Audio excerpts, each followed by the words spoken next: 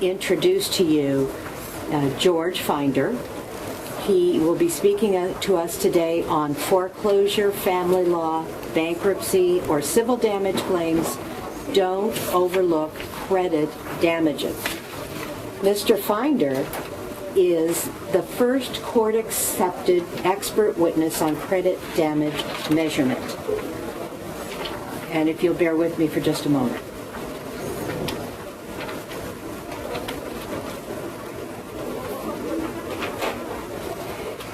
He has guided jury awards to increase plaintiff damage claims by as much as 400%. He's also reduced a $600,000 credit damage claim to zero. He's done this by means of his testimony in mediation and in state and federal court. He prepares and conducts continuing legal education programs for the Department of Real Estate, the California State Bar, and others. And he helps businesses and individuals prevent credit damage, establish their own individual credit identity where necessary, and deal properly with bill collectors in light of the various statutes that apply on behalf of consumers. So I'd like to introduce you again to Mr. Finder, an independent credit evaluator and expert. Mr. Finder. Hi there. Thank you. I sound pretty impressive. I'm impressed. Welcome all of you. Today we are going to talk about credit reputation damage. It's not just credit damages, it's credit reputation damage.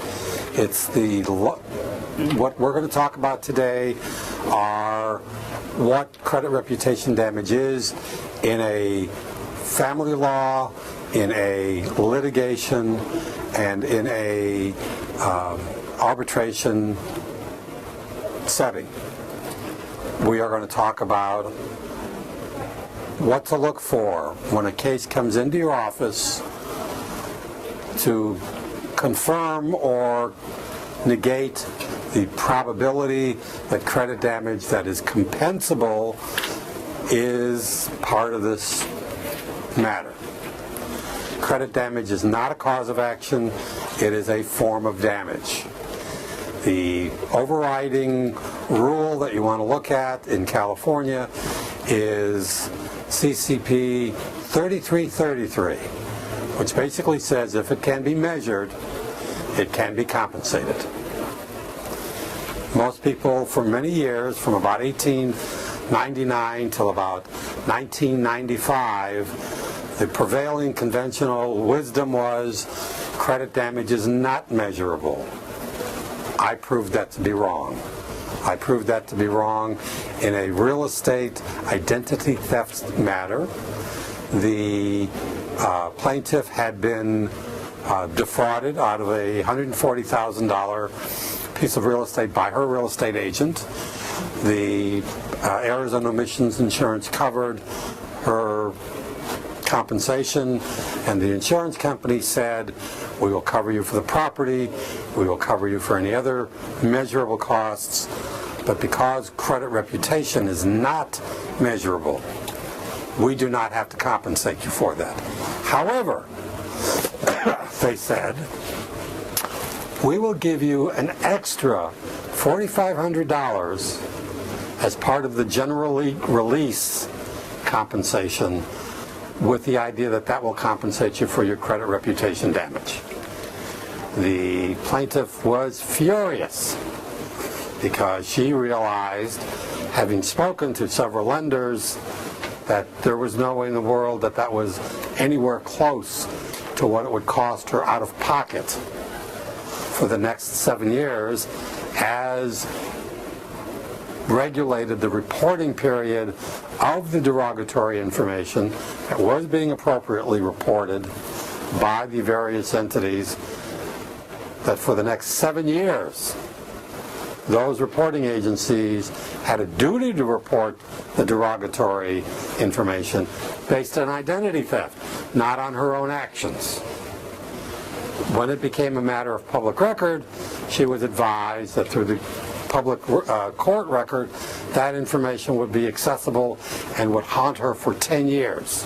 So depending on the nature of the information, credit damage information will haunt the injured party for up to 7 years if it's reported directly by a credit reporting grantor, or if it's in the public record, it may be available to anyone who wants to look at it for 10 years. Well, when the defense attorneys found out that a court, or this was an arbitration, that the arbitrator was agreeable to looking at my report and having me testify, they vigorously opposed my acceptance. As a result of my testimony, before the ruling came back, they increased their offer from $4,500 to $7,500. My measurement of the damage had been between $31,000 and $35,000 in only out-of-pocket costs in this damage. And the arbitrator found in the plaintiff's favor in the amount of $33,000. So she was very happy that someone had taken the extra effort to get her more fairly compensated. Now, that is how I got into this business. That's how I got into this service. Credit damage has been recognized as a factor in reputation damage since 1912. So I did not create this. This was done in Missouri, and it was in a case called Bell versus the May Company. Mr. Bell, for those of you who like citations, that is the citation, and that is available as part of one of the articles that will be available as a handout from the Lawyers Club of California. You will get it directly from them. They will have it available for downloading. We're trying to save trees, okay? Between 1912 and 1995, when the case that I just described to you happened, the conventional wisdom continued to be promoted by the insurance company that credit damage was not compensable because it was not measurable, that it was too speculative. And in the 16 years that I've been doing this, I have never once had my reports dismissed due to speculative basis or improper foundation. So if you can set the proper foundation, it's not speculative at all. There are three kinds of damage that are addressed in a credit reputation damage claim. The first is increased out-of-pocket costs. And I've just described to you what those are. But basically, if it's going to cost you more, if it's going to cost the plaintiff more to service existing debt because of the derogatory information, and when I say cost more, that means that there could be a jump in credit card interest rates, or there could be a disallowance due to the damage of the credit reputation of the ability to refinance a mortgage or to get lower credit card interest rates or more mortgage rates or automotive leasing rates because of the new derogatory information as compared to the previous credit status, credit information. So we're looking at increased out-of-pocket costs in several areas. We're looking at loss of credit accounts. So the credit that you have at the point of injury may be taken away. Your credit cards may be canceled. That's a serious damage, especially if you're a business person and you use your credit card to facilitate the performance of your business. The third kind of damage that we look at is loss of credit expectancy. You had credit, it may cost more, and so you want to replace it with a lower cost credit, and so you apply for new credit. And guess what? Nobody wants to give it to you. And you stop applying. You have lost the expectancy of having the capacity of credit that you had prior to the injury. So as you've lost those three types of benefit due to your reputation change. Okay? Now, when you take in a case, whether it's fraud or breach of contract or some of the other kinds of common cases, insurance rescission, and I wish I had a list, but if you read the list on the screen, it'll give you the whole list. The other issue comes up, how many of these kinds of damage can you get compensation for in one matter? And typically it's 2 out of 3. It's very rarely 3 out of 3. One of the things you have to do when you intake a case is you have to, first of all, confirm at intake that your client is a credit user, an active credit user, because there must be sufficient credit use to be damaged, to be taken away. If your client is a low-income youngster, and by youngster I mean typically under 25 years of age, and probably doesn't have much credit, the damage is to future credit, because they're at the stage of their life where they're trying to build credit so they can have a better car and maybe even buy a house. If the client is at a later stage in their life and they still only have a $2,500 credit card or a $500 credit card, there isn't enough to damage. There isn't enough for there to be a compensation to justify an expert. So you want to check those things. And one of the things that you can get for your office is a credit damage intake form.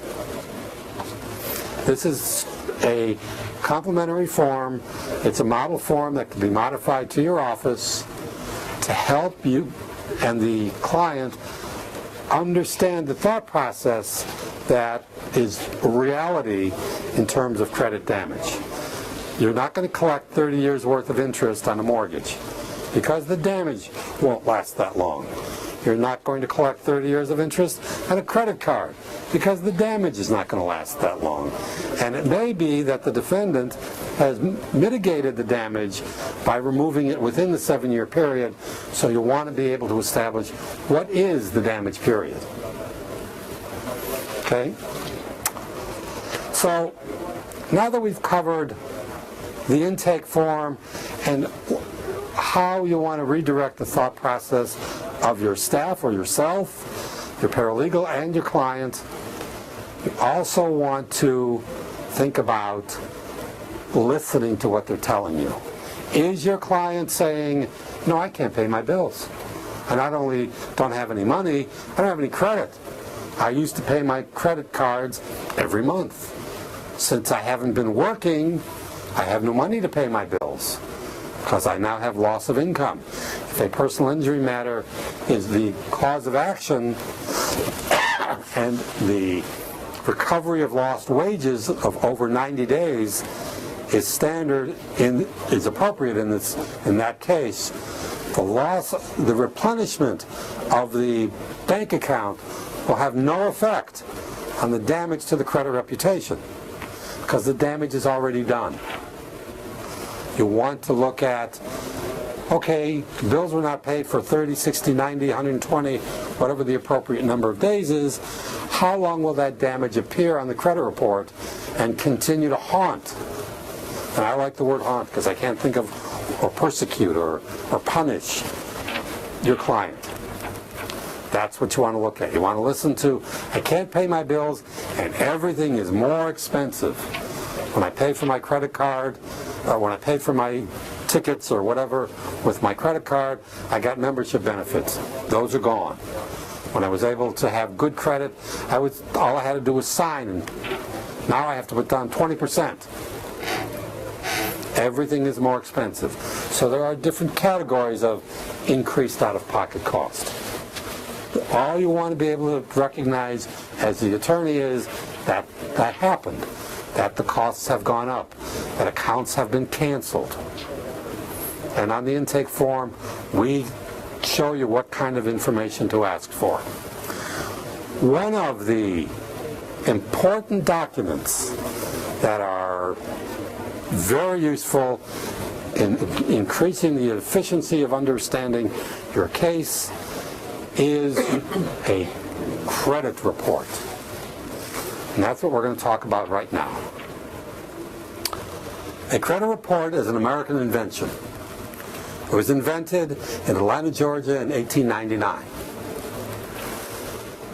And it was established by a company that is today known as Credit Bureau Incorporated, which still exists in Atlanta. The purpose of a credit report is to provide third-party information on credit behavior by a credit user to someone who might grant them credit, employment, or insurance. Different kinds of insurance. Employment is certainly a factor. Now, for this conversation, there are basically two kinds of credit reports. One is the one we all know about, which is free, that we're all entitled to once a year. That is absolutely useless to your case. Absolutely useless. That is officially known as a Consumer Disclosure Report. It is still governed by the Fair Credit Reporting Act, but according to the California Public Interest Research Group, most recent study, which was in 2004, the difference in content between the free credit report and the professional or subscriber report, also sometimes known as a commercial report, you ready for this? Up to 78%. Now, it used to be when these were first tracked, back about 1991, that the information differential was astonishing to everybody, and it was, are you ready for this? It was about 28%. So the trend from 1991 to 2004 has almost tripled the unreliability, incomplete of information, and misinformation that is in the free credit report as opposed to the commercial subscriber consumer or commercial report. So you're able to get the appropriate kind of report, your client is able to get the appropriate kind of report by going to a lender. And in another seminar, we do describe how to do that. Okay? The message here is, don't use the cheap report because it's going to wind up costing you lots of money and accuracy of representation. You're going to be operating on misinformation more often than not. Okay? Now you want to get all three credit bureau reports because they do not all contain the same information. You want to get all three credit reports because each one of them will give you a different credit score. Now each of them has a proprietary version of what is commonly referred to as the Fair-Isaacs Credit Risk Score. They do not create those scores. They do create the definition of those scores. And the Fair-Isaacs company provides the software that develops a credit score on that individual using the description of an ideal borrower by that particular credit bureau. So Credit Bureau 1 wants tall people, Credit Bureau 2 wants fat people, Credit Bureau 3 doesn't want women. And I'm making this all up. It's all hypothetical, okay? However, the point is they're very different because the score from bureau to bureau has consistently varied by at least 100 points. Now, when you consider that the that the score categories that determine the rate that a borrower is going to be offered by a lender, or that an employer requires to hire an individual, or an insurance company requires to insure that individual, does not vary by very much. It may vary by as little as 20 points. So a 100-point variance in the score from bureau to bureau is big, very, very big. Now, what's interesting about those credit scores is they're meaningless. Because when somebody asks you, what is your credit score, they really want to know, are you creditworthy for me to respond positively to the reason for your application? Should I respond positively to your loan application? Should I respond positively to your employment application? Or should I issue you insurance? Well, if the three credit bureaus don't know what the extender of those services requires specifically, how can they give you a score that's meaningful to the purpose of that issuer? Does that make sense? If Fair Isaac, through TransUnion or Experian or Equifax, issues you a number that is not based on the credit grantor profile of the ideal borrower, then how important is it? There are approximately 1,500 lenders who each have their own credit profile of an ideal borrower. If you apply to all 1,500 of them, which would be quite a trick,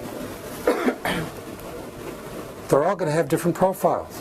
There are easy lenders, there are stringent lenders, there are signature lenders. So you have to know the lender that you're going to.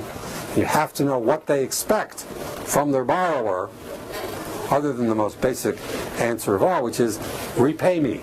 Make the monthly payments on time in the full amount. That's all the lender wants from you. It's very simple. That's the agreement between the lender and the borrower. So now you understand what the three credit bureaus are.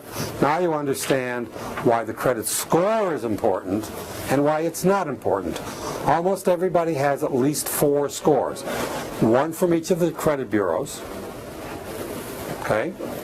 One from the Fair Isaacs Company, because they sell a product. And by the way, the Fair Isaacs Company, the last number that I heard is about $70 million a year in royalties or service fees for issuing a credit score. And that score that they're giving you is at best indicative, but it is not definitive. They want you to think of it as definitive. But if your credit score changes your category of borrowing, that change of category can be by 1 point. So the definition, the precise number, is the key to your ability and or cost of borrowing. If your score gets too low, Guido is the only one who will loan you money. Okay? If your score is too high, you have no problem, and there's no such thing as a too high score. Okay? But the score only indicates the probability of prompt and timely payments. The credit score, you may have, and I have clients who've had this, an 800 score, an 850 is about as high as you're going to get, that can't get a loan. Why? Because they have a foreclosure that's too recent, because they have collection accounts that are too recent, and that's where the credit damage expert and the recognition of damage that is compensable becomes vital. It's not just I can't borrow, it's I can't borrow because. Are you going to entertain questions? In a moment. Okay. And now we come to the only score that matters. And that score is the person to whom an application for the three purposes I've already mentioned is made. If you don't apply to a lender for a loan, why do you care what he thinks or that entity thinks of your application? You're not asking them for anything. If you don't apply to an employer for a job, why do you care whether or not they will hire you? If you don't apply to an insurance company for insurance, whether it's life or whether it's automotive or whatever, if you don't apply there, their score, their recognition or impression of the applicant as a actual client is not relevant. So the only score that matters is somebody, some entity, some commercial entity to whom an application has been made. They're the ones that are going to put their assets on the line and make a decision as to whether or not they like that individual as a client borrower. So 5 credit scores don't make any difference. 1 credit score makes the difference. The one to whom you apply. And now, we'll open it up for questions. Okay, I have a couple. Fire away. I have a room. What does this have to do with family law?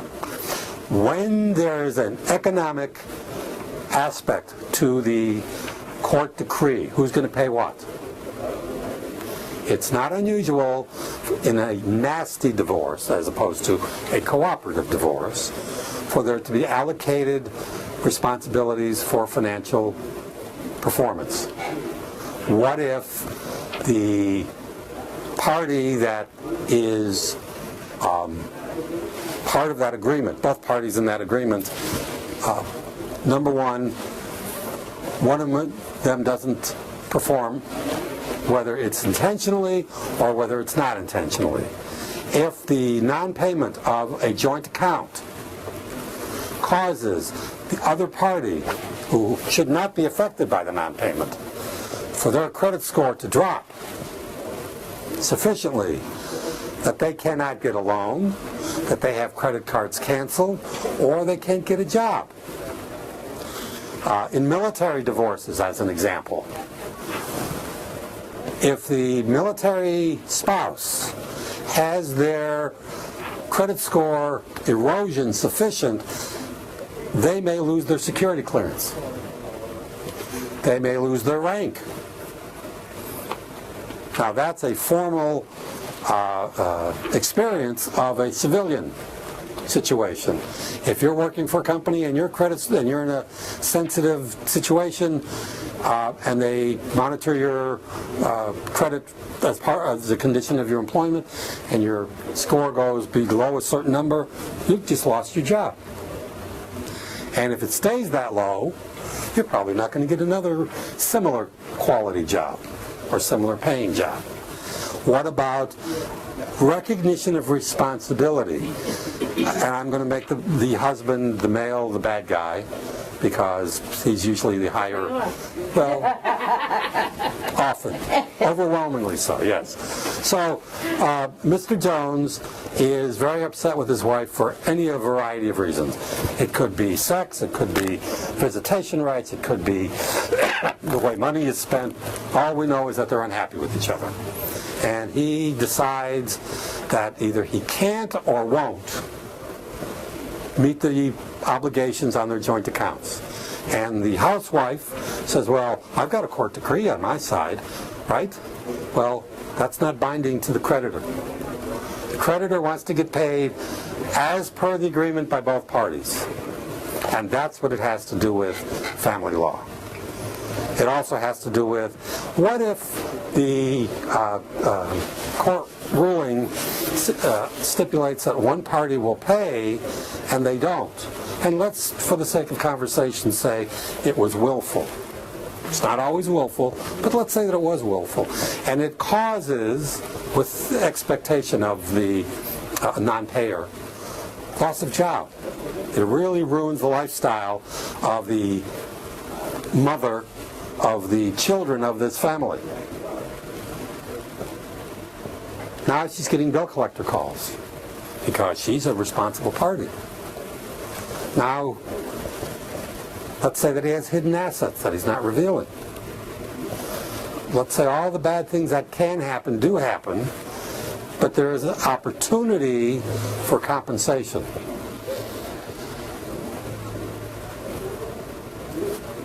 That's where credit damage comes in. Economic adjustment of the assets within the marriage. Now you're talking about post-decree. I'm talking about any part of the marriage. He could cut off her credit cards. You're saying that during the marriage, one party can go after the other party for credit damage? Yes.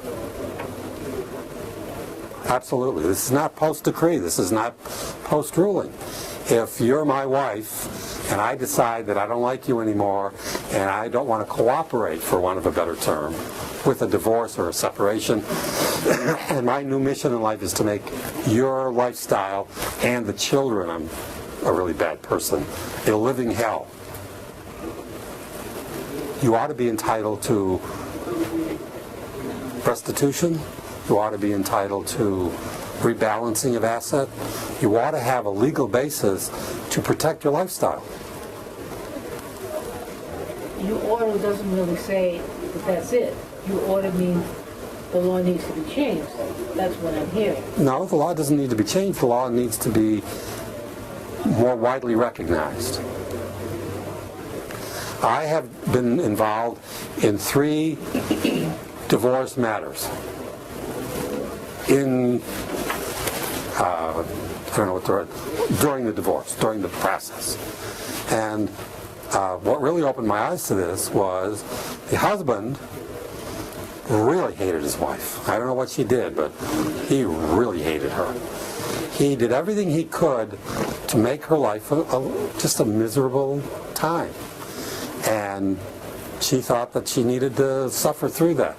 Her attorney petitioned the court and said, here is what's happened to the family finances.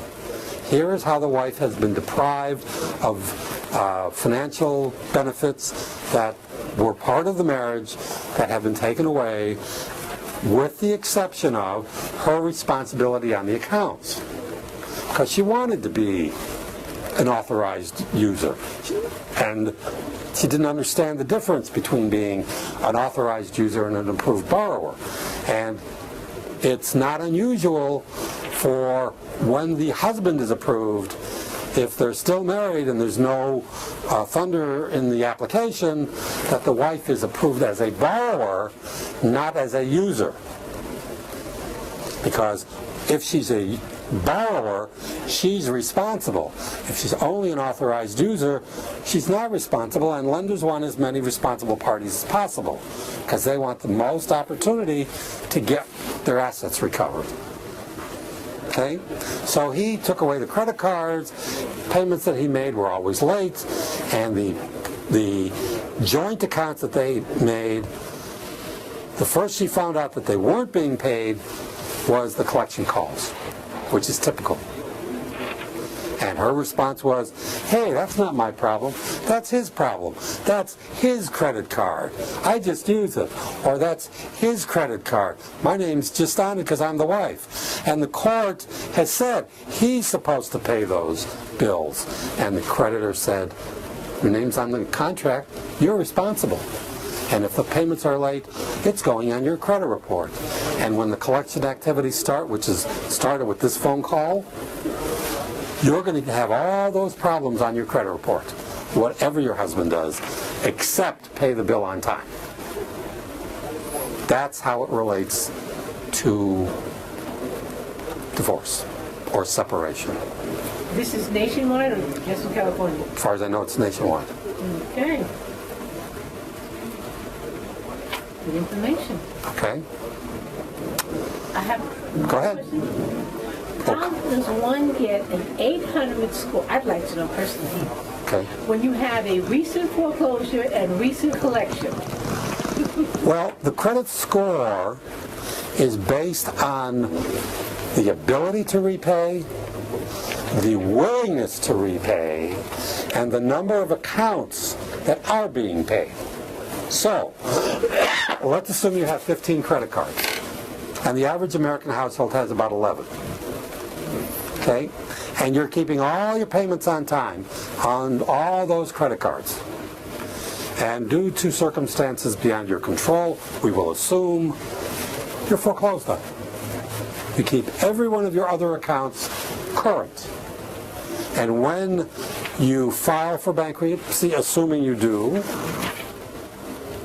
whether you're forced into it or whether you voluntarily do, the scoring company will adjust the credit score, but one of the things that's happening recently is that when a short sale or foreclosure happens, increasingly they are not being shown as anything but collection accounts, depending on the type of foreclosure that they go through. And because it doesn't go through the public system, the impact is not as high. And the other way you do it is if your payments are so solid, your ability to pay, your actual payment, it doesn't affect the score. It is expected that you will continue to pay your accounts because that's your habit, that's your lifestyle, that's your mindset. And until you stop paying all of the, what I call peripheral accounts, credit cards, car payments, whatever other type of accounts one might have, as long as you make those payments, you can still have a foreclosure and an 800 score. Interesting. Okay. How are we doing? Are we out of my, how much time do we have? 10 minutes? 15 minutes. So I was born at a very young age. I have one more question. Sure. From your experience in your research, what role, if any, does race have on the scores? None. None whatsoever. My experience is very limited Your experience is limited? in terms of racial credit use, okay? And when I say racial, I mean not only Negro, but I mean Asian and Native American and Hispanic, okay? I don't know what else there is, but if it's there, my experience is very limited. I would say it's only been in the last 12 years that the easy credit mindset of lenders that created the economic bubble that we're now witnessing the bursting of. During that period, credit became almost universal. Money is green. That's the only color of money. The mortgage companies are embarrassed to admit that minority mortgage holders have a better repayment record than non-minority mortgage holders. And so they have no factual basis for redlining. Okay? Now that's not to say minorities are saints. They have all the same problems as anybody else. But my experience, the case that I was mentioning to you just a moment ago of the abusive husband, that was a minority case. I've done 3 divorce-focused matters. They've all been minority cases. I've done 4. The 4th one was not really a divorce matter. It was a post-divorce matter. And the question was, how soon could the client, who was a very high-roller business person, get a new $60 million line of credit? Had nothing to do with race. It probably has more to do with gender than race. Can you talk for a minute on gender impact in in credit scoring to the effect that there is any? Sure. Let's talk about the overview first. The first problem, I think someone wants to visit us. The first problem is that even though we have the Equal Credit Opportunity Act, the ECOA, which was required to give women equal credit opportunities. So now all it did was give a standing for women to have credit or non-denial based on gender, but it did not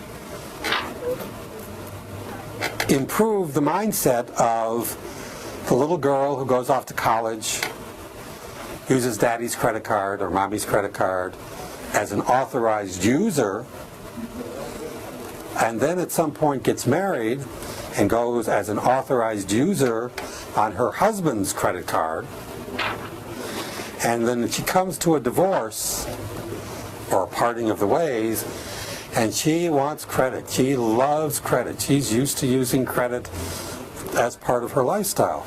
And unless the attorney looks at her credit history with an educated eye, they will assume that his credit is her credit. And that's exactly true, and it's not correct, because she has no credit identity, because she has never submitted an application to become a recognized, approved borrower, and yet she's had all of the benefits of a credit card without being responsible, and without being responsible, you have no opportunity for damage. Does that make sense to you? Yes, everybody? Now, what about the woman who has had her own credit? She hasn't always ridden on the coattails of her family or her spouse, but, so she's had credit. Does that woman, in the course of, first, not talking about damages, but in attempting to get credit, is she at a disadvantage as compared to a man with the same credit history? Well, you're leaving out a very important factor. Okay. That's earning history. Okay, yeah, okay. Okay? So you cannot look at that picture without looking at both sides of that issue. The reality is women typically make less than men.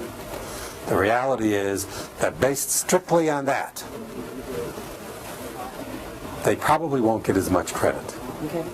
Okay? Now, let's talk about a new generation of women, which I'm very happy to see, and that is the real woman entrepreneur.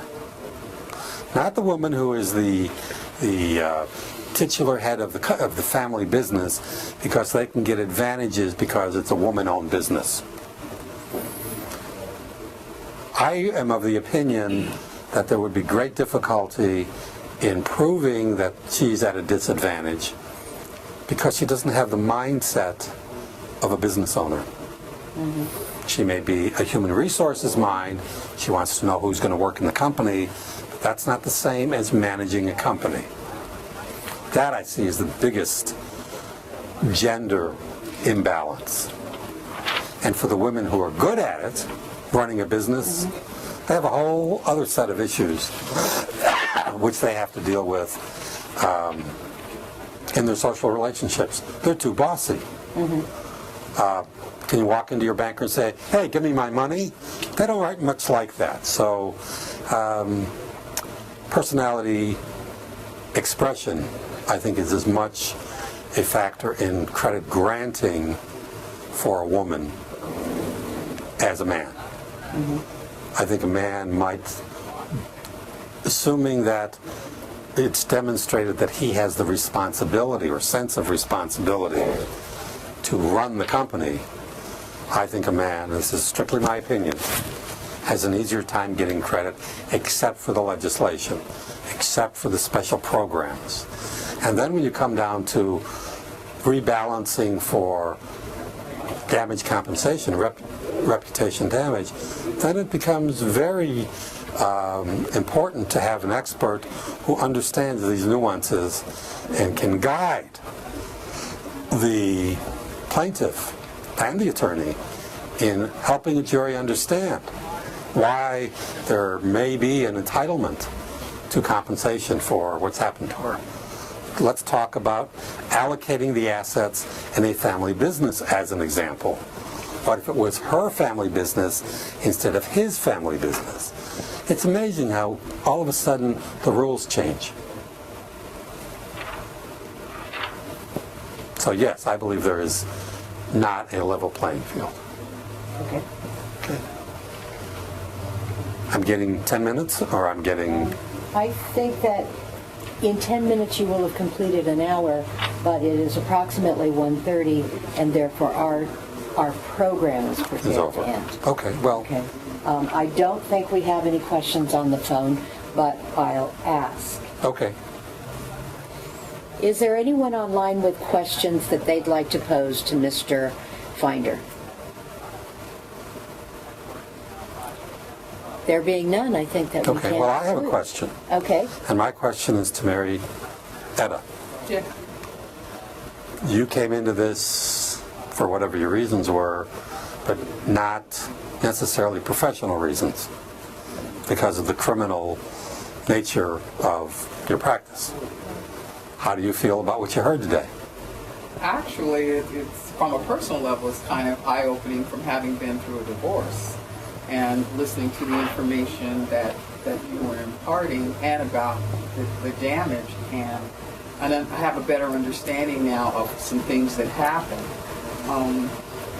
I'm a certified identity theft risk management specialist as well, and so it's also from looking at it broadens the scope of damage and that you can be seeking from the court in a way that you haven't thought of. That's true. I have been involved in 3 identity theft cases. The identity theft mindset of the victim, unfortunately, is the government owes me compensation.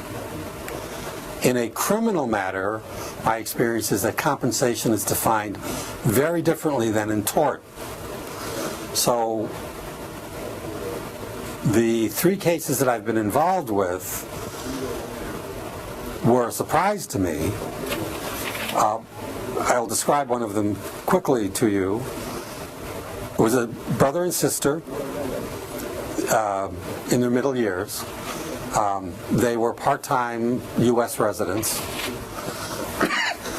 When the sister started dating someone, and the boyfriend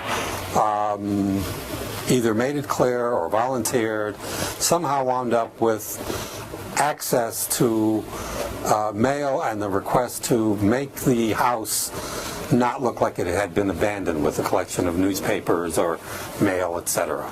And he did that. And they were gone for about 3 months, maybe 4 months.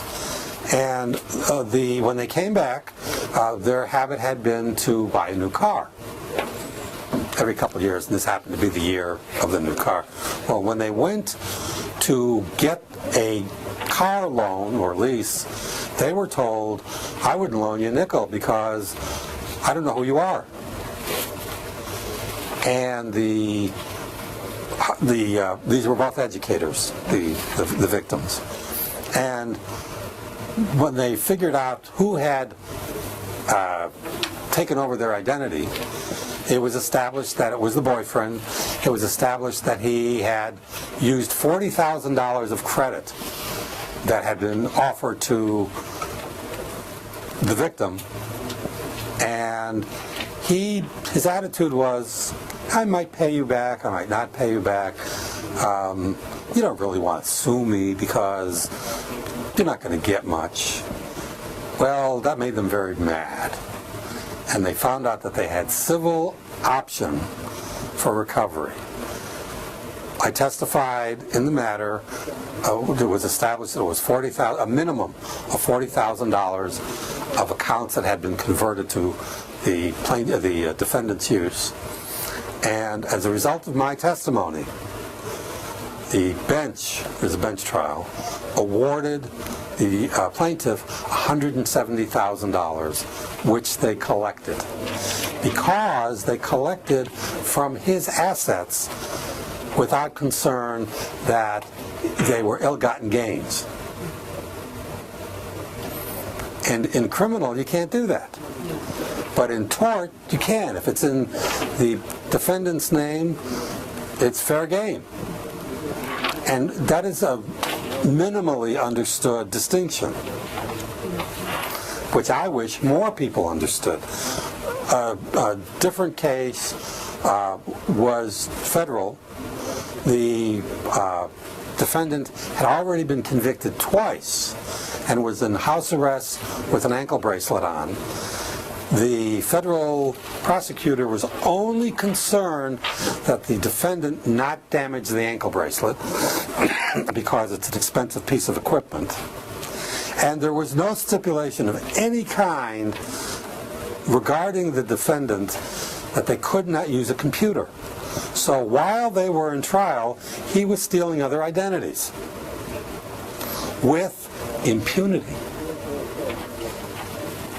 Now, that doesn't seem fair to me. It doesn't seem fair to me that the government should be responsible for that sort of activity when the individual who is the victim has the opportunity and the right to protect themselves. And the part that I don't understand is that they're not willing to do it. They just don't want to be bothered.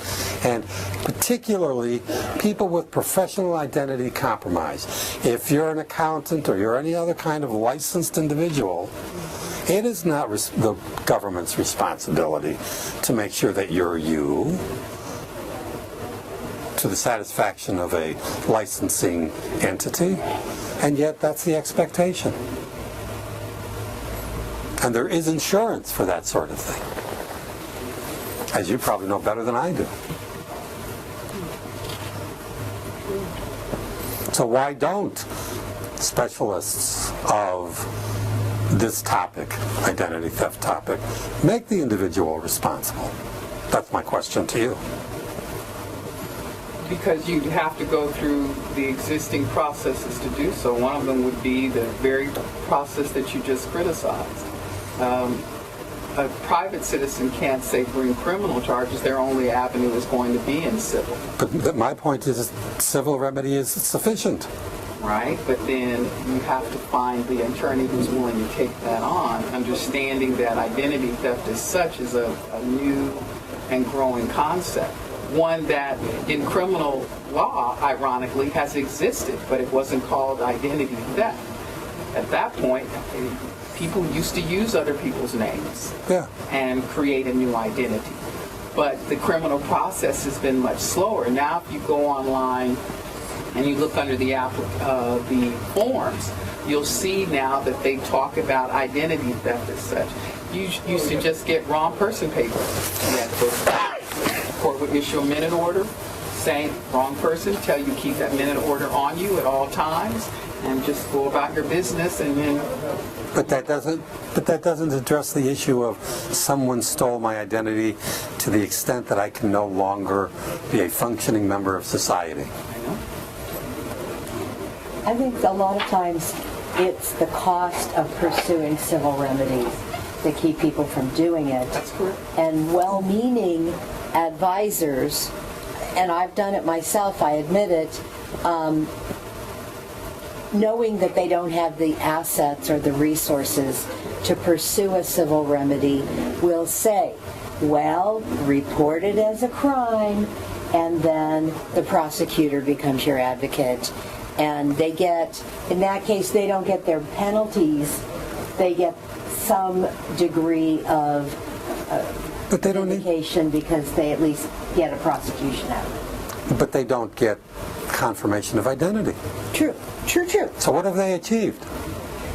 I mean, other than laying it off on somebody else to do the work that they want done for them. Well, if there's a conviction in the matter, they feel like, A, the conviction cuts off the damage to them because it shows that somebody did it, and they, so often with people's injuries, some of it's emotional and some of it's damage in the way of expenses, costs, losses, things like that.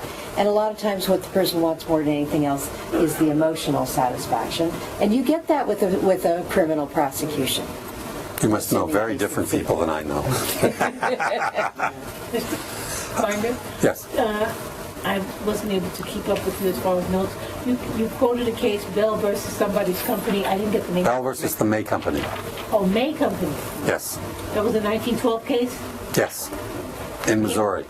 And you also referred to a website that we could download some intake forms? Yes. What's that website?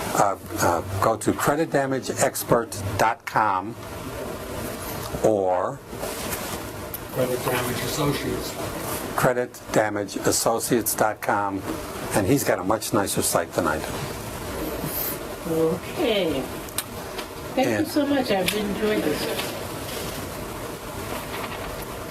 And there was one other thing you said that we could get something downloaded for free because you were saving trees.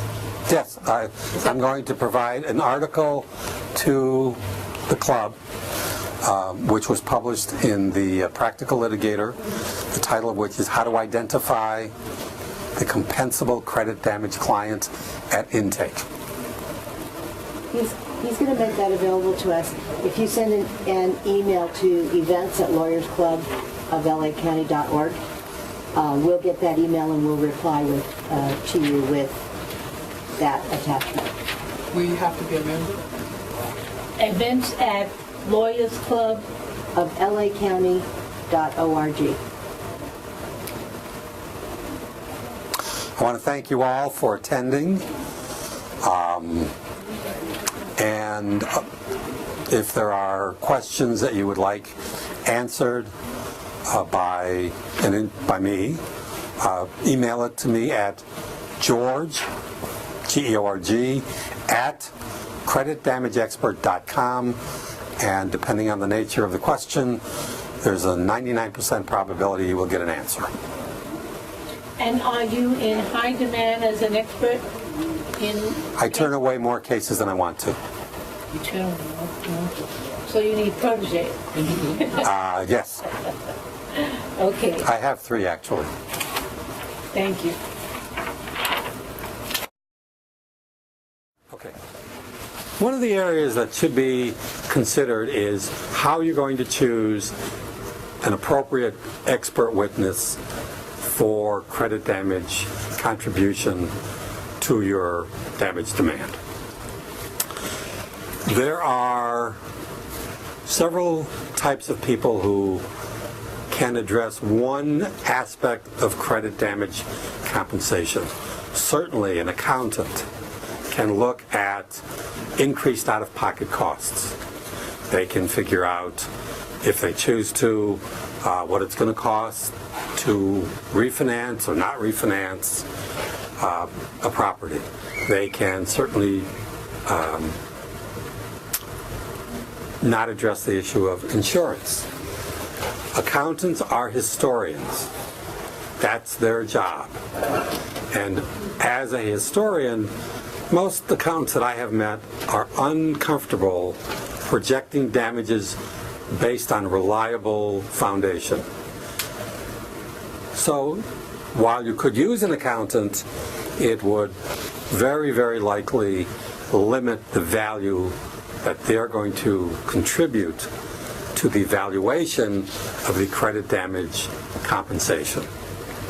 An economist can agree with the nature of the damage, can agree with the multiplier theory of lost wages, lost expectation.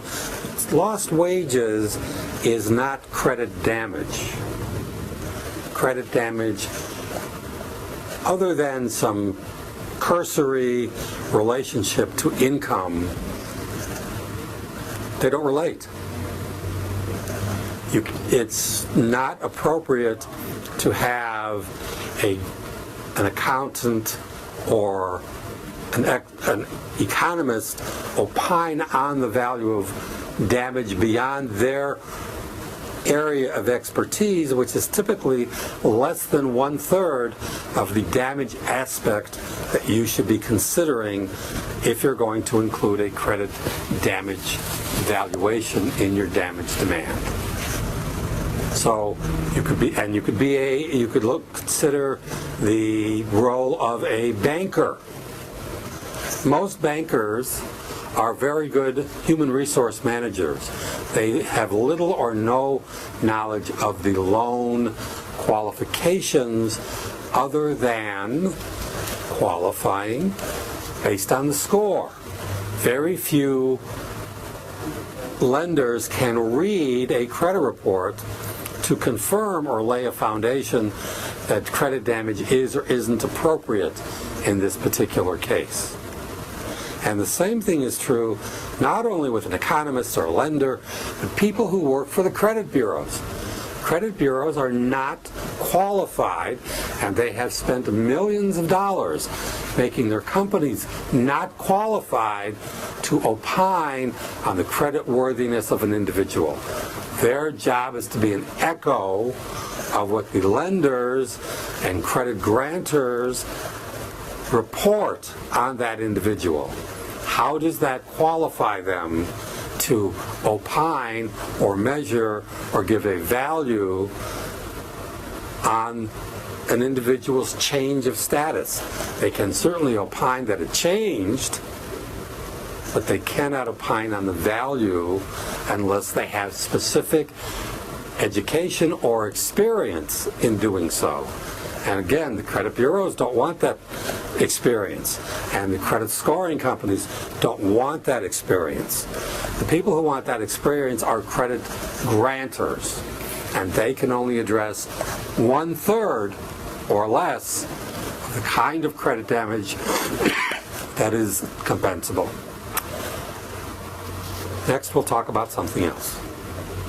I think that kind of covers it. Okay? That can be used.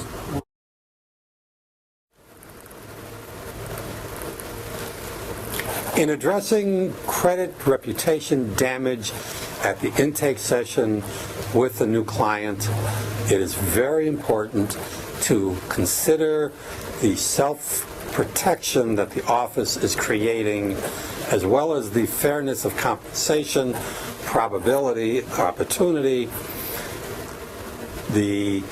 By addressing the issue of credit reputation damage compensation at intake as a matter of routine with appropriate documentation, whatever the opinion is at the end of the addressing of the issue, it provides a acceptable defense against negligence of addressing the issue, which could be the basis of a malpractice lawsuit. You asked for pain and suffering, you asked for other factors, you asked for property damage, but you did not ask for credit damage compensation to my reputation. And because you didn't ask for it, the client can take the position that your representation was incomplete.